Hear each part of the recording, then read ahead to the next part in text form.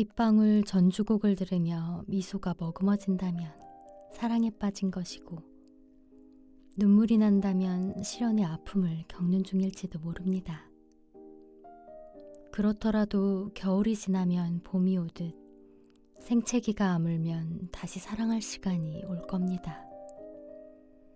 거센 겨울비가 내리는 밤, 홀로 남겨진 쇼팽이 고독의 심연 속에서 위대한 음악을 만든 것처럼 말입니다.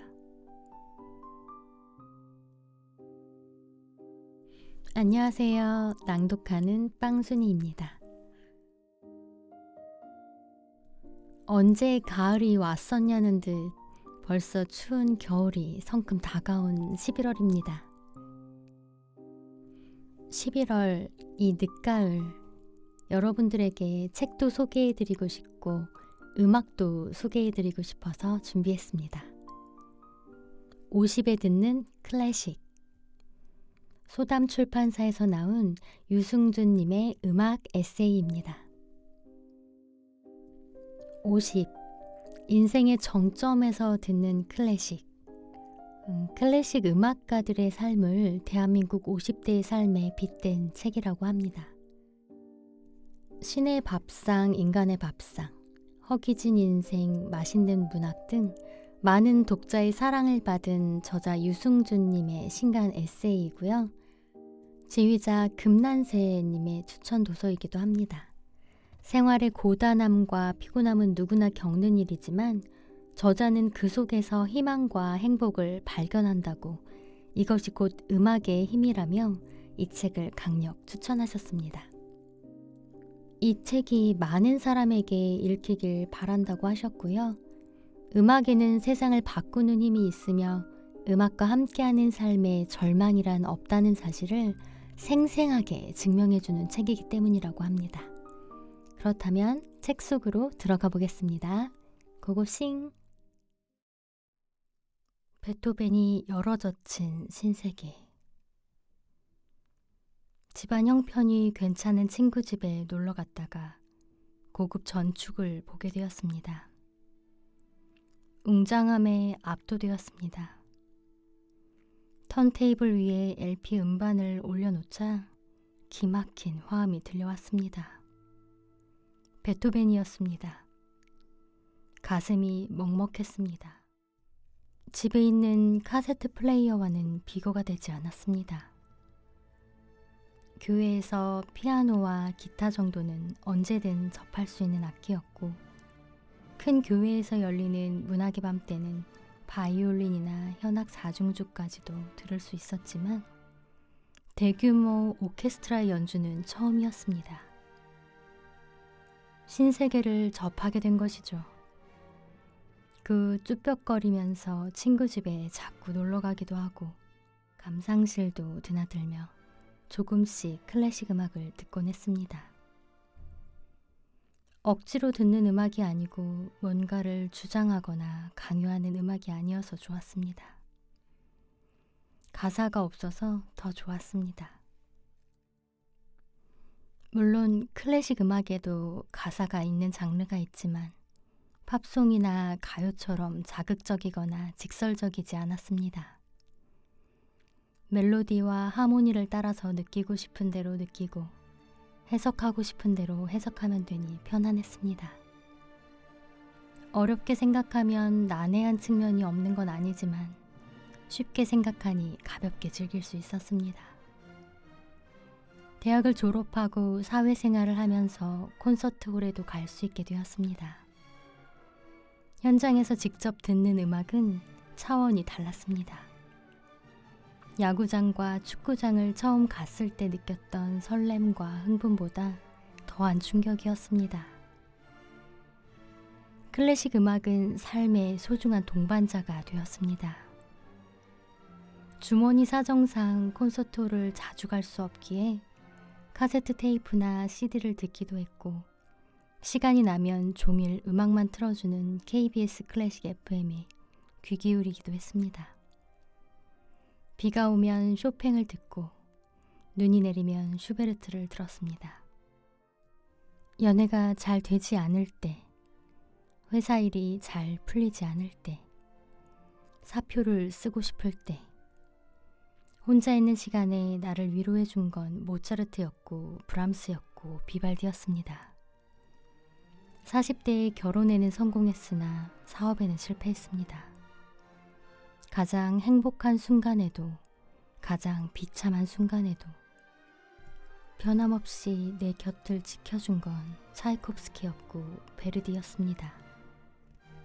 덕분에 큰 탈 없이 586이 되었습니다.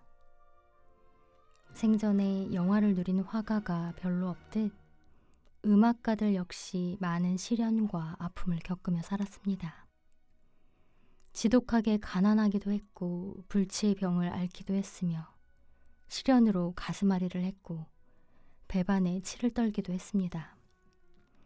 그 같은 극한의 고통 속에서 명곡들이 하나하나 탄생했습니다. 그들이 남긴 불멸의 음악을 들으면 이겨내지 못할 고난이 없음을 깨닫게 됩니다. 인생의 전반전을 힘겹게 끝마친 50대들에게 제가 사랑하는 이 음악을 선물합니다. 명곡의 선율과 이야기 속으로 들어가 피와 눈물과 땀을 느끼고 기쁨과 환희와 감격을 맛볼 수 있다면 우리의 남은 생은 조금 더 빛나고 조금 더 멋지고 조금 더 행복해질 수 있을 겁니다. 우리가 꿈꾸고 갈망하던 세상에 대한 희망이 아직 다 사그라든 건 아니지 않나요? 끝없는 투쟁과 행진을 통해 얻어지는 자유와 환희. 우리나라 사람들의 베토벤 사랑은 대단합니다. 험난한 인생 속에 위대한 음악을 탄생시킨 그를 보며 수많은 질곡을 뚫고 지금의 대한민국을 이룬 한국인들이 일종의 동질감을 느끼는 듯합니다. KBS 클래식 FM에서는 주기적으로 한국인이 가장 사랑하는 클래식 음악이 무엇인지를 조사해 발표합니다.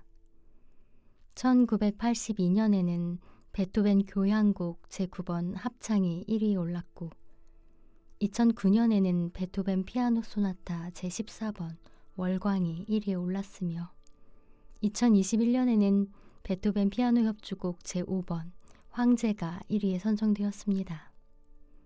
이만큼 베토벤의 열광적입니다. 2022년은 임윤찬의 해였습니다. 미국 대통령 취임식이 열리는 해에 맞춰 4년 단위로 개최되는 반 클라이번 국제 피아노 콩쿠르에서 우승했기 때문입니다. 그는 이 대회 60년 역사상 최연소인 18세의 나이로 우승자가 되었습니다.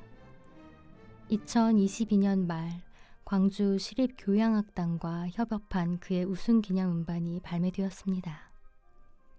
음반에 실린 곡은 결승에서 연주했던 라흐마니노프의 피아노 협주곡 제3번이 아니라 베토벤 피아노 협주곡 제5번 황제였습니다.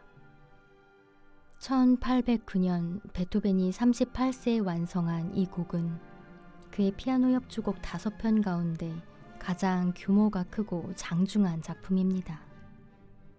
오스트리아 빈의 성벽 근처에 거주했던 그는 나폴레옹군의 침공으로 도시 전체가 아수라장이 된 상황에서도 지하실에서 이 곡을 작곡하는 데 열중했다고 전해집니다.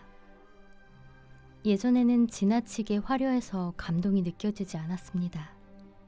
최근 인류에게 큰 시련이 닥치면서 저도 방 안에서만 연습하고 밖에 나가지를 못했습니다. 그러다 이 곡을 다시 듣게 되었습니다. 그저 자유롭고 화려한 곡이 아니라 베토벤이 꿈꾸는 어떤 유토피아 혹은 베토벤이 바라본 우주 같다는 느낌을 받았습니다. 이 곡에 대한 인식이 완전히 바뀌었습니다. 임윤찬은 우승 기념 음반에 베토벤 피아노 협주곡 제5번 황제를 수록한 이유를 이렇게 말했습니다. 베토벤이 꿈꾸고 표현하려 했던 우주와 자유와 희망이 이 곡에 담겨 있다는 겁니다. 어린 나이에 베토벤을 어떻게 저렇게 이해할 수 있나 탐복하지 않을 수 없었습니다. 광주 시립교향악단을 지휘했던 구자범은 2020년 KBS TV에 출연해 이런 말을 했습니다. 저는 베토벤 9번 교향곡을 지휘하고 싶어서 지휘자가 됐어요. 그런데 제가 한국에 들어온 이후로 단 한 번도 베토벤 교향곡 9번은커녕 베토벤의 모든 곡을 하나도 지휘해 본 적이 없어요. 감히 함부로 할 수 없을 만큼 경외심이 크고 그를 너무 존경하기 때문입니다. 그는 언젠가 베토벤 교향곡 제9번을 지휘하게 된다면 4악장의 독일어 가사를 한국어로 번역해서 부르게 하고 싶다고 했습니다. 베토벤을 진정으로 이해하려면 베토벤이 원했던 것처럼 음악에 담긴 본래 의미에 공감할 수 있어야 한다는 겁니다. 계급과 신분과 세대와 성별을 뛰어넘는 자유와 환희는 결코 거저 얻어지지 않습니다. 끝없는 투쟁과 행진을 통해 얻어지는 것이죠. 넘어지면 일어서고 조금 가다 넘어지면 또 일어서기를 반복해야 합니다. 포기한다면 어떤 자유도 환희도 주어지지 않습니다. 임윤찬과 구자범이 베토벤에게서 발견한 건 아마도 이것일 겁니다. 그가 음악에 담아놓은 우주는 그만큼 광활하고 찬란했습니다.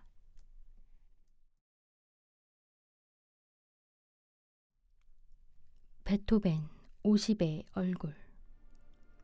루트비 판 베토벤. 그의 이름을 부르면 떠오르는 이미지가 있습니다. 바이에른의 궁정화가로 초상화를 주로 그렸던 요제프 칼 슈틀러가 1820년에 그린 베토벤 초상화입니다. 민헨을 방문해 장엄 미사를 작곡하고 있던 베토벤을 화폭에 담았습니다. 수사자의 갈기처럼 거침없이 뻗어있는 백발의 베토벤이 뭔가를 뚫어지게 응시하고 있습니다. 듣지는 못하지만 모든 걸 알고 있다는 듯한 강렬한 눈빛입니다. 앙다문 입술에 발그레한 볼이 결연합니다. 흰 셔츠에 빨간색 스카프를 두른 채 검은색 재킷을 입고 있어 더 근엄해 보입니다.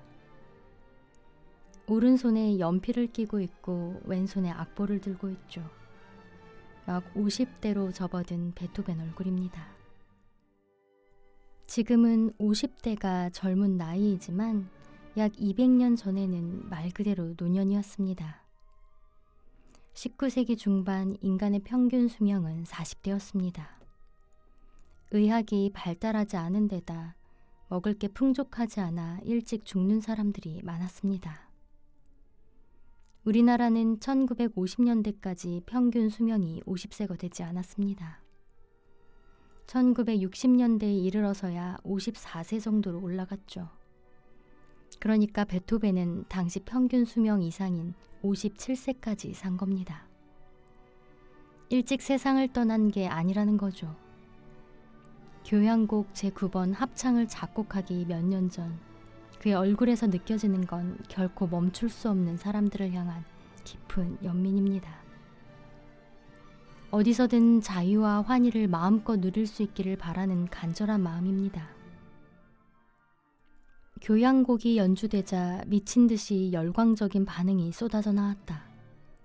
엉엉 우는 사람도 많았다. 베토벤은 연주가 끝나고 가슴이 벅차 기절했다. 사람들이 그를 집으로 떠매어 갔다. 베토벤은 연주복을 차려입은 채로 먹지도 마시지도 않고 내내 그날 밤과 이튿날 아침까지 축 늘어져 있었다. 그러나 곡의 대대적 성공은 잠시였고 베토벤에게 돌아오는 이득은 전혀 없었다. 연주회를 했다 하여 실제로 그에게 생기는 것은 아무것도 없었다. 베토벤의 삶에서 물질적 궁핍은 연주회를 했다 하여 달라지지 않았다. 그는 여전히 가난했고 몸이 아팠고 외로웠지만 승자였다. 인간의 용렬함을 이겨낸 승자였고 자기 자신의 운명을 이겨낸 승자였으며 고통을 이겨낸 승자였다. 그러니까 베토벤은 평생을 두고 추구한 것을 드디어 소나기에 넣은 것이다. 그는 환희를 쟁취했다. 베토벤을 모델로 쓴 대하소설 장 크리스토프로 1915년 노벨 문학상을 받았던 프랑스 작가 로맹 롤랑은 베토벤에 관한 연구서인 베토벤의 생애에서 이런 말을 남겼습니다. 50대로 접어든 베토벤은 자신의 생의 마지막 불꽃을 남김없이 태우며 오랫동안 꿈꾸고 구상해왔던 교향곡 제9번 합창을 완성해냅니다. 그것은 자유와 환희를 쟁취한 역사적 사건이었습니다. 초상화에 담긴 50대의 베토벤 얼굴에서는 그 같은 불꽃이 느껴집니다. 거울에 제 얼굴을 비춰보았습니다. 그리고 베토벤의 초상화와 비교해봤습니다. 하얀 머리칼은 비슷한 듯 했지만 결기 혹은 투쟁심은 감히 비할 바가 아니었습니다. 50대에 걸맞는 얼굴은 어때야 할까요? 베토벤의 음악을 들으며 자신만의 얼굴을 발견하면 좋겠습니다. 저는 사람들이 이 곡을 더 많이 듣기를 원합니다. 지구촌이 큰 환란에 처해 있는 까닭입니다. 코로나로 많은 사람이 희생되었고 이동이 제한되었으며 경제가 곤두박질 쳤고 먹고 사는 일이 힘들어졌습니다. 엔데믹이 선언되었지만 아직 그 여파에서 완전히 벗어난 건 아닙니다. 지구온난화로 기상이변이 속출하고 곳곳에 화재와 홍수가 이어집니다. 러시아의 침공으로 우크라이나에서 무고한 사람들이 죽거나 다쳤으며 피비린내 나는 참사는 지금도 현재 진행형입니다. 돌아보면 주변이 온통 좌절의 요소요 절망의 동기뿐인 것 같습니다. 그러나 우리는 좌절도 절망도 할 수 없습니다. 힘들다고 그냥 쓰러져 있어서는 안 됩니다. 시간이 멈추지 않는 한 우리 삶은 계속되어야 하기 때문이죠. 키에르케고르의 말처럼 우리의 관심사는 그 자신이 그것을 위해 살고 그것을 위해 죽을 수도 있는 진실을 발견하고 그것을 자기 것으로 만들어 생활하는 것입니다. 베토벤이 그랬던 것처럼 그의 삶은 좌절과 절망의 연속이었으나 그의 음악은 언제나 자유와 환희와 희망이었던 것처럼 말입니다. 가난한 사람에게 가장 힘겨운 계절. 신문을 보는 동안 귓가에 나지막한 선율이 들리는 듯 했습니다. 뭘까? 눈을 감았습니다. 익숙한 멜로디였어요. 아, 그것은 슈베르트의 겨울 나그네였습니다. 가난했던 천재. 겨울만 되면 떠오르는 음악가. 그날 아침 한 장의 사진 속에서 불현듯 그가 되살아난 것입니다. 오스트리아 출신 작곡가로 가곡의 왕이라 불릴 만큼 수많은 가곡을 작곡한 슈베르트는 겨울에 태어나 31년이라는 짧은 생애를 살다가 겨울의 세상을 떠났습니다. 세상에 많은 고통과 고생이 있지만 춥고 배고픈 것처럼 가엾고 절박한 어려움도 없을 겁니다. 춥지만 배고프지 않거나 배고프지만 춥지 않다면 덜 불쌍할 텐데. 춥고 배고픈 건 항상 같이 따라다니죠. 그래서 가난한 사람에게는 겨울이 가장 힘겨운 계절입니다. 슈베르트는 겨울로 상징되는 춥고 배고픈 예술가의 삶을 힘겹게 견디다가 끝내 불씨처럼 서서히 사그라졌습니다. 초상화를 보면 슈베르트는 꽤 잘생긴 청년처럼 그려져 있습니다. 하지만 실상은 못생긴 외모의 소유자였다고 하네요. 어렸을 때는 그럭저럭 미남축에 들었으나 워낙 고생을 많이 하다 보니 얼굴이 망가졌다는 것이죠. 그의 키는 156cm에 불과했습니다. 서양 남자치고는 눈에 띄는 단신입니다. 게다가 그는 고수머리였죠. 헝클어진 머리에 못생긴 얼굴을 한 키 작고 비쩍 마른 남자가 여기저기 먹을 것을 찾아 헤매는 모습은 보기만 해도 가련합니다. 누구라도 도와주고 싶은 마음이 들 정도였습니다. 그는 만나는 사람에게 불쑥 밥 사달라는 말을 건넸을 정도로 배고픈 삶을 살았습니다. 돈이 없어 밤에 팔다 남은 음식을 떠리로 싸게 사서 먹었다고 하죠. 얼마나 사는 게 고달팠는지 매일 밤 잠자리에 들 때마다 이튿날 아침 눈을 뜰 수 없으면 좋겠다고 말하곤 했답니다. 당연히 여자들에게도 인기가 없었겠죠. 돈 없고 못생긴 음악가를 사랑할 여자가 있을까요? 그는 독신으로 생을 마쳤습니다. 그는 16명이나 되는 동기간 중 13번째로 태어났습니다. 어릴 때부터 음악을 즐기던 집안 분위기 속에서 자연스럽게 음악을 접하게 된 그는 탁월한 미성을 가지고 있었다고 합니다. 덕분에 11살 때 궁정신학원에 장학생으로 입학할 수 있었고 빈 궁정 예배당의 어린이 합창단 단원에 선발되기도 했죠. 그러나 거기까지였습니다. 변성기에 이르러 특유의 미성이 사라져버린 것이죠. 합창단에서 노래를 부를 수 없게 된 그는 학교를 그만둬야 했습니다. 당시 오스트리아는 징병제였기에 슈베르트는 군대에 가지 않기 위해 아버지가 운영하는 초등학교에서 보조교사로 일했습니다. 이때 최초로 장례 미사곡을 작곡했는데 독창을 맡은 테레제 그로브와 사랑에 빠지게 됩니다. 두 사람은 결혼을 생각할 만큼 사랑했으나 여자 쪽 부모의 반대로 헤어져야만 했죠. 슈베르트가 유일하게 사랑했던 여인 테레제 그로브. 그녀의 부모가 그토록 반대한 이유는 그가 변변한 벌이가 없는 가난뱅이였기 때문입니다. 세상으로부터 외면받은 영원한 미완의 청년. 춥고 배고픈 사람에겐 병도 많은 법입니다.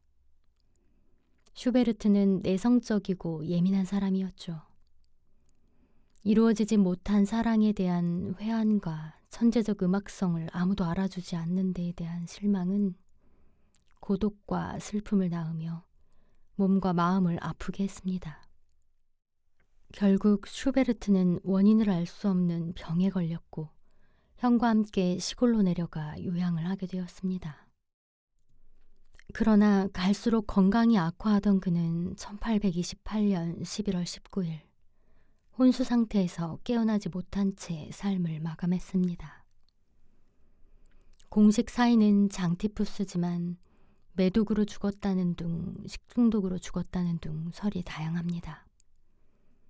1961년 영국 옥스퍼드 대학에서 슈베르트의 무대 음악을 주제로 박사학위를 받은 후 버밍엄 음악원의 객원 교수를 지낸 엘리자베스 노먼 맥케이는 슈베르트 평전이라는 저작을 남겼습니다.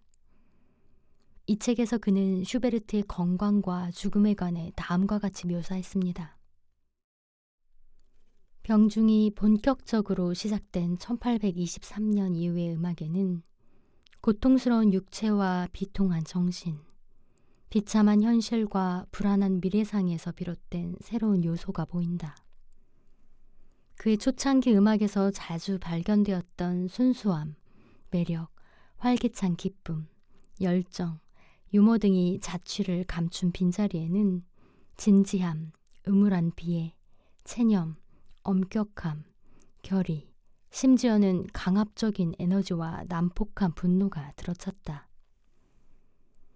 1822년 말경 매독에 걸리면서 건강이 악화하고 그로 인해 생활 습관이 바뀌면서 순한 기분 장애 역시 악화한 것으로 보인다.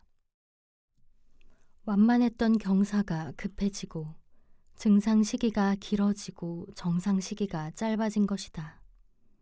순한 기분 장애 증상 가운데 하나인 알코올 및 니코틴 남용은 그의 정신건강 악화를 부채질했다. 이렇게 원인과 결과가 서로 꼬리를 물고 악순환했다. 심지어 사망 당시 슈베르트가 이미 극심한 조울증을 겪고 있었을 가능성도 배제할 수 없다. 순환 기분장애는 우울장애, 조증, 경조증의 명확한 진단 기준에는 한 번도 해당한 적 없으면서 애매한 정도의 약한 우울감과 고양감이 번갈아 나타나는 장애를 가리킵니다. 감정 기복이 심한 거죠. 2년 이상 동안 적어도 절반 이상의 기간에 걸쳐 증상이 있고 증상이 없는 기간이 2개월 이내여야 합니다. 때에 따라 기분이 지나치게 들뜨는 조증과 급속히 가라앉는 우울증이 반복되는 양극성 장애로 발전하거나 극도의 변덕스러움으로 계속 진행될 수도 있습니다. 어떤 경우 순환 기분장애는 예술적 창의력에 기여하기도 합니다. 감정의 폭이 일반인들보다 넓어서 예술적으로 뭔가를 만들어낼 수 있는 토양이 마련되는 것이죠. 이것이 잘 발휘되면 남다른 성취감을 맛볼 수 있습니다. 그러나 업무 성과와 학교 성적이 일정하지 않고 거주지를 자주 옮기게 되며 애정관계가 반복적으로 중단되거나 일상생활에 지장이 초래될 수도 있습니다. 슈베르트는 순환 기분장애와 매독 등에 시달리며 짧은 시간 고도의 창의력을 뿜어냄으로써 영원히 미완의 청년으로 남게 되었습니다. 비가 내리면 소환되는 추억들. 작든 크든 비에 관한 추억 하나쯤 없는 사람은 드물 겁니다. 같은 비라도 계절에 따라 뉘앙스가 제각각 다르죠. 봄비는 생동감이 넘칩니다. 슬픈 기운보다는 약동하는 기운이 더 느껴집니다. 여름철 장대비는 아주 거세고 무섭죠. 왕성한 생명력을 전달해 줍니다. 가을비는 을씨년스럽습니다. 왠지 모르게 스산하고 슬프죠. 우산을 쓴 채 가을 빗속을 거니는 연인들의 뒷모습에서는 낭만도 엿보이지만 진한 쓸쓸함도 배어나옵니다. 겨울비는 외롭습니다. 아무리 두꺼운 외투를 걸쳤어도 겨울비 맞으며 걸어가는 사람은 춥고 고독해 보이죠. 추억의 빛깔이 잿빛이든 장밋빛이든 비 오는 날이면 저마다의 추억이 절로 소환됩니다. 건반 위의 시인으로 불리는 쇼팽은 빗방울 전주곡이라는 명곡을 남겼습니다. 비 오는 날이면 조건반사적으로 귓가에 재생되는 음악이죠. 피아노를 위해 태어난 남자 쇼팽은 어떻게 이 곡을 쓰게 되었을까요? 곡에 등장하는 빗방울은 어떤 계절에 떨어지는 빗방울일까요? 시작은 경쾌하고 부드럽습니다. 막 사랑이 싹트는 봄날 같죠. 온 천지에 새싹이 파릇파릇 돋아나고 병아리들이 천진난만하게 뛰어다닙니다. 그러다가 느닷없이 비가 내립니다. 후두둑 후두둑 봄비네요. 사랑은 그렇게 느닷없이 시작됩니다. 가슴이 뜁니다. 쿵 쿵 쿵. 봄날은 짧습니다. 약간 어둡기도 하고 장중하기도 한 음악이 이어지죠. 천둥까지 동반한 호우입니다. 대낮인데도 저녁처럼 어스름하네요. 인생에 한 번쯤은 폭풍우가 휘몰아치는 듯한 격정적 사랑의 시기가 오게 마련입니다. 쓰리고 아프지만 이래야만 사랑도 여뭅니다. 밤새 내리던 비가 그쳤습니다. 새벽이 밝았네요. 햇살이 비칩니다. 날은 맑은데 비가 떨어집니다. 가을비죠. 총천연색 낙엽 위로 내려앉는 빗방울은 감미롭습니다. 인생이 아무리 힘들어도 사랑만이 살아갈 힘을 주죠. 다시 사랑해야지. 열매가 익어가듯 사랑도 익어갑니다. 또 봄날입니다. 이슬비가 실루엣처럼 내리네요. 상큼합니다.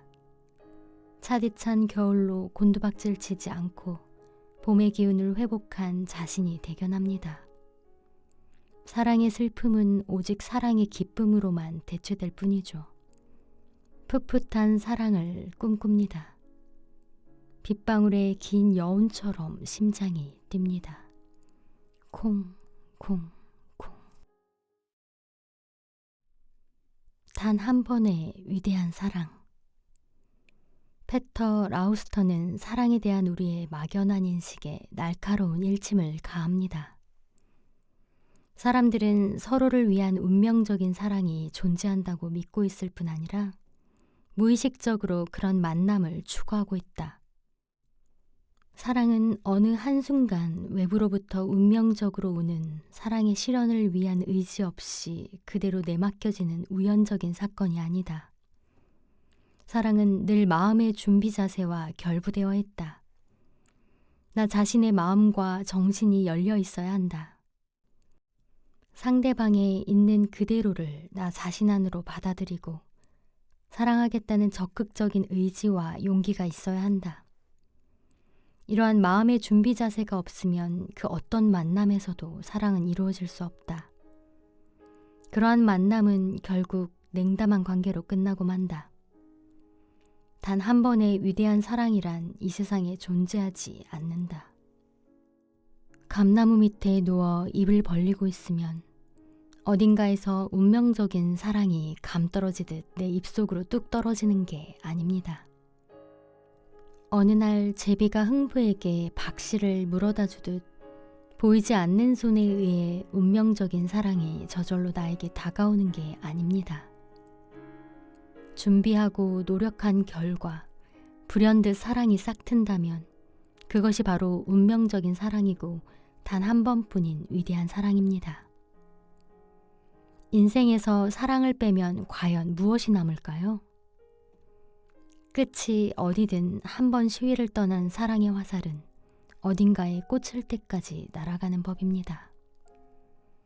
빗방울 전주곡을 들으며 미소가 머금어진다면 사랑에 빠진 것이고 눈물이 난다면 실연의 아픔을 겪는 중일지도 모릅니다. 그렇더라도 겨울이 지나면 봄이 오듯 생채기가 아물면 다시 사랑할 시간이 올 겁니다. 거센 겨울비가 내리는 밤 홀로 남겨진 쇼팽이 고독의 심연 속에서 위대한 음악을 만든 것처럼 말입니다.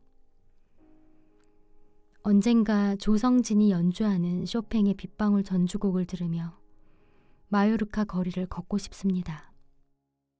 마침 비라도 내려 해변에 있는 카페에서 커피 한 잔 마실 수 있다면 더욱 좋겠지요.